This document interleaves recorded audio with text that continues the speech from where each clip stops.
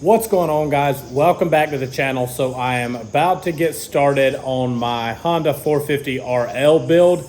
I don't know if you can hear in the background, but there are frogs, crickets, and all kind of other creatures that come out at night. It is exactly 9 p.m. I should definitely be getting ready for bed, but you know how it is when you get new parts, you want to get them put on.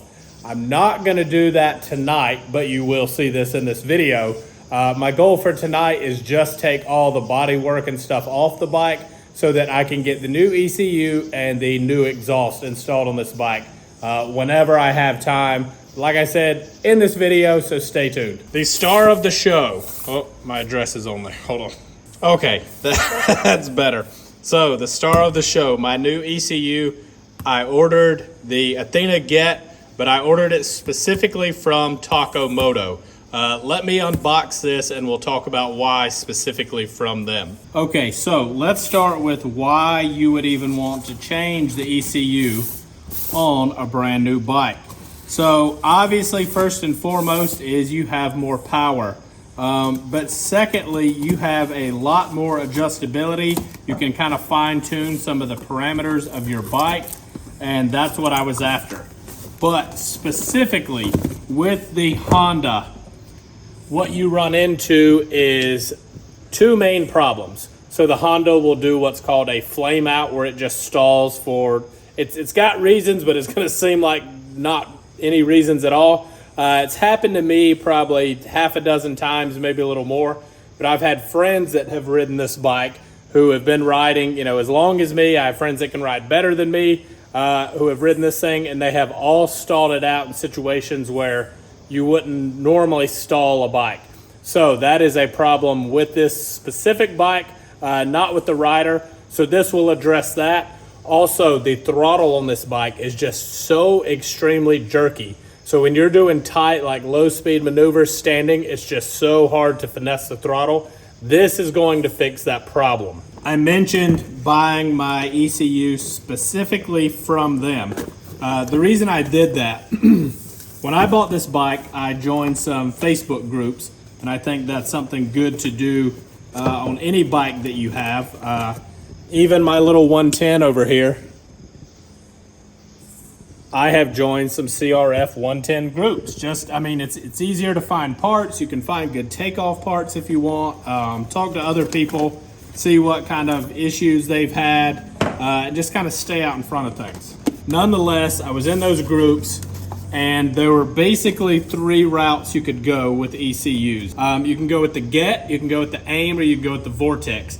I did my own research, and I truly believe each one has its place. Moto actually did a good spreadsheet that you can find online, or you could reach out and ask them for it, that kind of outlines that. What's good for what type of rider, what type of riding, etc. They've all got their place. But for me, I wanted what I considered the best out there with the most adjustability, which is why I ended up with the GET. And I bought it specifically from Moto because of their customer service.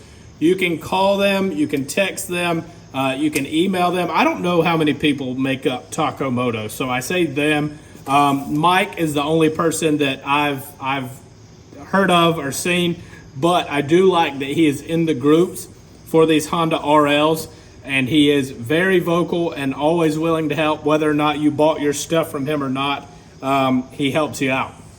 So I figured I would eventually have some kind of questions with this, whether it be the install or my bike not running like it should or wanting to make some changes. I wanted someone I could reach out to that actually knew. So Mike, if you check out his YouTube channel, I'll link it down below. I'll put a link to Moto. No affiliation other than a few conversations with them. I don't get any kind of kickbacks if you buy anything. If you check out their stuff, check out their website, check out their YouTube, check out all that stuff. These people ride, they race, they get it. I just felt like they were going to have the knowledge, but also the customer service. So to my point, I have contacted them through Instagram, through email, and through text message. It's taken less than an hour at most every time I contacted them, and they got me my answer right away. There was no back and forth. So for that reason, I went with Moto. Now, this is my new ECU module here. this is your Wi-Fi module. So you get an app from Athena. I think it's from Athena. Either way, there's an app that you can Wi-Fi connect to this and set different parameters, control different things on your bike, which we'll get into after this is installed. Let's get these parts off so we can speed things up.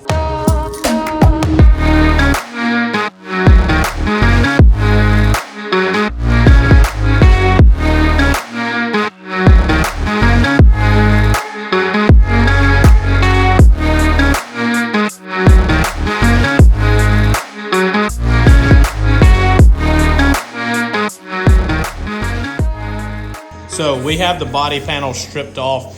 As you saw, that takes absolutely no time. It's just a few bolts.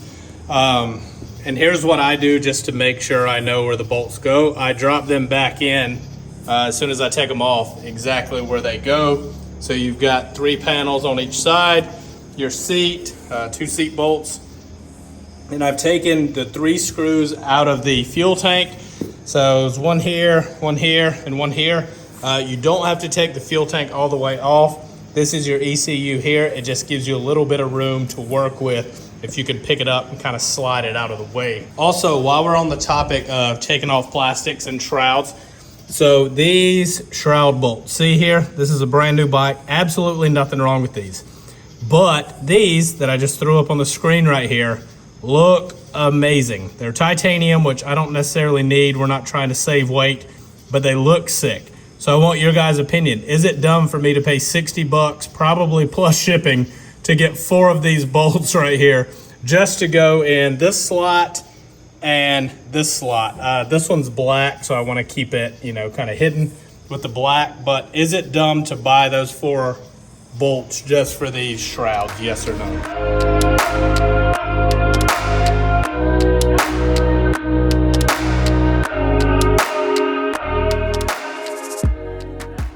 All right, so as you guys can see, the exhaust is fully off the bike right now. This is taking no time, so we may actually go ahead and start putting stuff back on.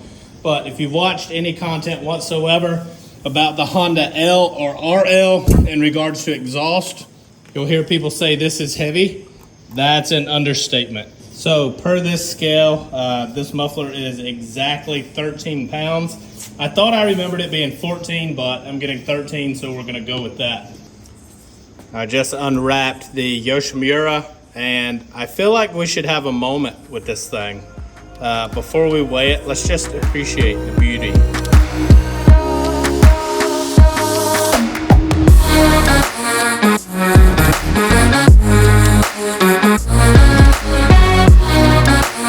All right, that's enough. All right, so we have the exhaust on. As I said, this is not a how-to, but I'm gonna go over this super quickly. This one's done. So once you've got your old exhaust off, you're gonna start with the head pipe. So you'll see the same 2 bolts that you took loose. You should know all this if you already got your pipe off. But you're gonna finger tighten these, leave it where this is still a little bit flexible. Then you're going to attach this mid pipe. Same thing, you can put this bolt in, make sure it's still able to move a little bit. Finally, you put your muffler on, same thing, just leave it kind of finger tight where it's able to move. And then I started torquing from the head bolt back to this bolt, and then finally the muffler. And then I put all these springs on. So you can find in your owner's manual, I didn't get one when I bought this bike, but you can find them online for free. That's what I did to find out the torque specs of those 2 bolts, this bolt and that bolt. And I want to talk about those things really quickly. So I'm big on torquing things down right. A lot of people surprisingly don't have a torque wrench. You don't need a good one. This one is from Harbor Freight. It was 11 bucks. And actually, I have the small one, which as you see, I've not needed yet, but it does inch pounds. And then I got the 1/2-inch drive as well, just because you never know. This is the one I tend to use. Now, would I build an engine or something with the Harbor Freight torque wrench? Probably not, but no more than I use it, you know, probably twice a month. I think these are sufficient. I paid 11 bucks a piece for them on sale, and they have a lifetime warranty. The other thing I want to talk about, so in your kit, if you buy the Yoshi exhaust, you will get this. This is a spring puller, and it makes your life so much easier when installing those springs. Put one in on, hook the spring, pull it, and reattach it. Now, I happen to have one that's just a little bit nicer. This one was actually gifted to me by Jamie, one of the owners of Sawicki Speed Shop. They make nasty exhaust for Harley Davidsons. This is a really high-end one. If you order exhaust from them, you get one of those. So if you don't have your own, keep this in your toolbox just as you're taking that exhaust on and off, or anything else you may need to do in the future with springs that may not come with a puller. This is not the best one, but I promise you it's better than pliers or anything else you have laying in your toolbox. So I always trick myself and say, oh, I'll just make this a quick video. It'll be super short, super sweet. I have no idea how long this is, but I already know it's longer than I intended it. So it is about 9:45. We've been at this for 45 minutes. I need to get in bed. So we're gonna do the ECU tomorrow, and for you, that will be the next scene. And we're back. So I'm going to put the ECU on the bike now, put the module on the handlebars to switch between modes, put the Wi-Fi unit in. I'm not gonna show any of that, only because I strongly believe you should watch Mike's video on Moto, which is a how-to install, instead of just watching me fumble my way through it. So when I check back in with you guys, all the ECU stuff will be in, and hopefully the bike will be back together and we can go on a quick ride. All right, so we're gonna take the bike out on the trail. We're not gonna go hard in the paint because I've got my regular clothes on and stuff, but we're gonna check and see how the throttle feels, see what kind of power it's making, see if it stalls, all of the normal issues that these things have, and see if that has been fixed.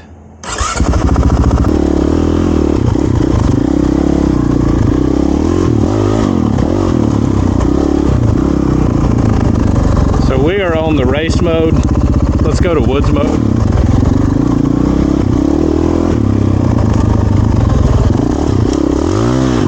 A little wet out here.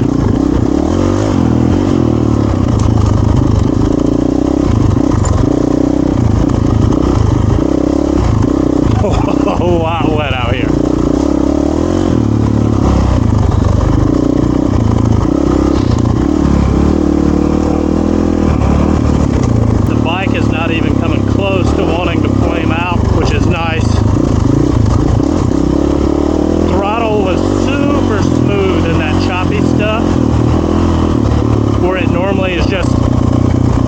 Decent rider, but it was so hard to feather through that kind of stuff.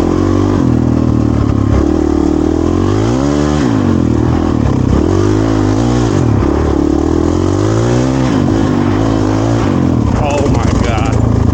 Guys, I can't recommend these two upgrades enough.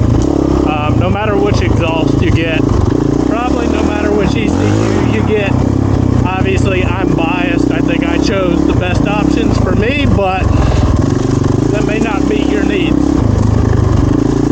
But either way, I cannot recommend these enough. This bike was great before. Now it's just a whole nother animal. Minus these wet trails and not being in proper riding attire. This thing is a good time. All right, guys, we'll do a quick walk around before we wrap this thing up, just to let you see what that pipe looks like on that bike. Very, very happy with this. As you can see from the riding, the pipe is already starting to turn, so I'm pretty pumped about that. Everything else obviously gonna look the same. Nothing on this side. Can't see the ECU except for the switch. Like I said in my test ride, guys, if it's in the budget, I highly recommend you do these two things. ECU first. I would not put exhaust on a bike without an upgraded ECU, or sending yours off to be flash for the exhaust. It's just too risky that it's not gonna run that well. But ECU, again, strongly encourage you guys to go through Moto to do that. No affiliation, no kickbacks, no nothing. Just really good experience on my end. If you have any questions, leave them in the comments down below. If you've already done this, let me know your experience, what exhaust, what ECU you went with, and I'll catch you guys in the next video.